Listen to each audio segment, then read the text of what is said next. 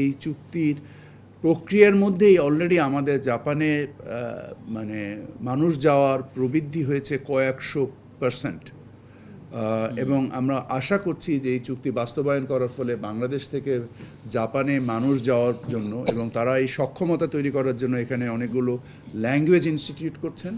আমাদের অনেকেই ওখানে স্টুডেন্ট আকারে যাচ্ছেন যারা মোস্টলি ল্যাঙ্গুয়েজ শিখতে এবং সাবসিকুয়েন্ট টু দি মানে তাদের ওখানে ল্যাঙ্গুয়েজ সার্টিফিকেশন পেলে তারা আইদার কেয়ার গিভার অথবা নার্স অথবা আদার সার্ভিসে আমাদের লোকজনের চাকরির একটা বিশাল বাজার তৈরি হবে বলে আমরা মনে করছি। এই চুক্তি আজীবনে না, ইটারনাল।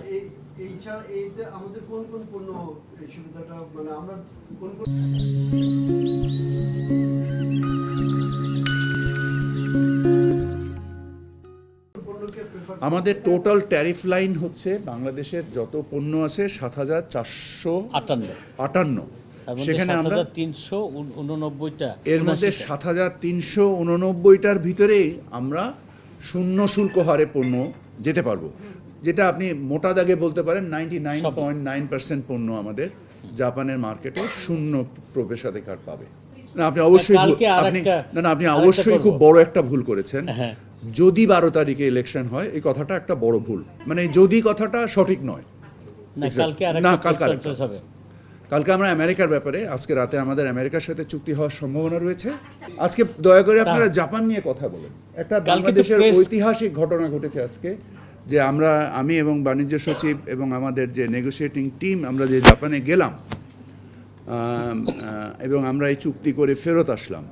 আপনারা যদি এই যে একটা অর্থনীতির উদার সম্ভাবনা তৈরি হলো, বর্তমান যে আমাদের ট্রেড ইন গুডস আছে, ট্রেড ইন সার্ভিস আছে, এবং আমাদের ইনভেস্টমেন্ট অপরচুনিটি এবং আমাদের মানুষের জাপানে যাওয়ার কর্মসংস্থানের উদ্দেশ্যে যে সুযোগ তৈরি হলো, এই বিষয়ে আপনারা প্রশ্ন করে আপনারা জানেন যে জাপান পৃথিবীর 5টা বড় অর্থনীতির একটা, এবং আমরা পৃথিবীর এত বড় একটা অর্থনীতির সাথে আমি ঠিক জানি না, হয়তো ভারত এটা নিয়ে প্রায় 15-20 বছর চেষ্টা করে একটা পার্টনারশিপ এগ্রিমেন্ট করতে পেরেছে। সেটা আমরা 1 বছরের সময়কালের মধ্যে এরকম একটা চুক্তি করেছি। সো আপনারা যদি এই বিষয়ে প্রাসঙ্গিক থাকেন তাহলে ভালো হয়। আগামীকাল আপনারা যুক্তরাষ্ট্রের ব্যাপারে আমরা কথা বলব।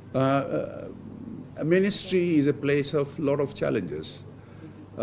জিনিসগুলো ডাইনামিক্যালি ইভলভ করে। পোর্টের ধর্মঘটটা উইথড্র করা হয়েছে 16 তারিখ পর্যন্ত। 12 তারিখে ইলেকশন হবে ইনশাল্লাহ, এবং তারপরে আশা করা যায় অতি দ্রুতই সরকার গঠন করা হবে এবং আগামী সরকার এই ব্যাপারে সিদ্ধান্ত নেবেন ওনারা কি করবেন। কারণ কারো ধর্মঘটের যে গণতান্ত্রিক অধিকার, সেটা তার অধিকার, এখানে আমাদের বলার কোনো কিছু নেই। তবে অবশ্যই যদি এই ধর্মঘট আরোপিত থাকে তাহলে বাজারে এর তো প্রভাব পড়বেই, এটা তো অস্বীকার করার কোনো জায়গা নেই। তবে আমরা যে আমদানির স্থিতি নিয়েছি, আপনারা নিশ্চয়ই খেয়াল রয়েছে যে আমরা রমজানের বাজারকে উপলব্ধি করার জন্য আমরা একটা স্থিতি নিয়েছি এবং আমরা সেখানে দেখেছি যে এত পরিমাণ আমদানি হয়েছে, এই আমদানির পরিমাণগত মানে বিষয়টাকে মিটানোর জন্য স্থানীয় জাহাজ শিল্পের সক্ষমতা ছিল না, যে কারণে আমি দেখেছিলাম যে 600 জাহাজ বাজারে এই সমুদ্রে ভাসছে। কথাটা আসলে রাইট না, কথাটা রং। এই কারণ এত আমদানি হয়েছে বাংলাদেশে যে বাংলাদেশে এই পরিমাণ জাহাজ নেই, সো মাল বা এই পরিমাণ গোডাউন নেই, সে এই গোডাউনে মাল রাখতে না পারার কারণেই অনেক জাহাজ ভাসছিল। সো আপনি দেখেছেন যে অনেক জাহাজ মাত্র 3 দিন 4 দিন 5 দিন ভেসেছিল। সো হঠাৎ অনেক সময় সামাজিক যোগাযোগ মাধ্যমে কারোর প্রকৃত তথ্য সংগ্রহ না করে এক ধরনের খবর ছড়িয়ে দেওয়া হয় অস্থিরতা তৈরি করার জন্য। তো এই অস্থিরতা বিরাজ করলে অবশ্যই বাজার অস্থির হবে, বাট আমরা মনে করি আগামী রমজান গত রমজানের থেকেও ইনশাল্লাহ ভালো হবে। তো আমরা যে অবস্থায় রেখে যাচ্ছি, এই রেখে যাওয়াতে আগামী রমজানে ইনশাল্লাহ সকল কিছুতেই স্বস্তি থাকবে। আমরা একটু জাপানের বিষয় থাকলে ভালো হয়। সো আপনারা না মানে please do not deviate for the purpose. আপনারা জানেন যে আজকে আলোচনাটা, জি প্লিজ একটু জাপান নিয়ে থাকেন। আপনি খুবই সুন্দর প্রশ্ন করেছেন, আপনাকে অসংখ্য ধন্যবাদ। আমরা যে 1000, আমি দয়া করে আমাকে প্রশ্নের জবাবটা দিতে দেন। সো আমরা যে 1070টা পণ্যের শুল্কমুক্ত প্রবেশাধিকার দিয়েছি, এটার আমাদের রাজস্বের পরিমাণ 20 কোটি টাকার নিচে প্রতি বছরে। আমরা যে বাকি যে ট্যারিফ লাইনে তাদেরকে অফার করেছি 18 বছর পর্যন্ত সময়ে যেতে হবে। আপনি জানেন যে আমরা যখন এলডিসি থেকে উত্তরণ করব আমাদেরকে WTO ফ্রেমওয়ার্কে আমাদের বাণিজ্যকে উদার করতে হবে।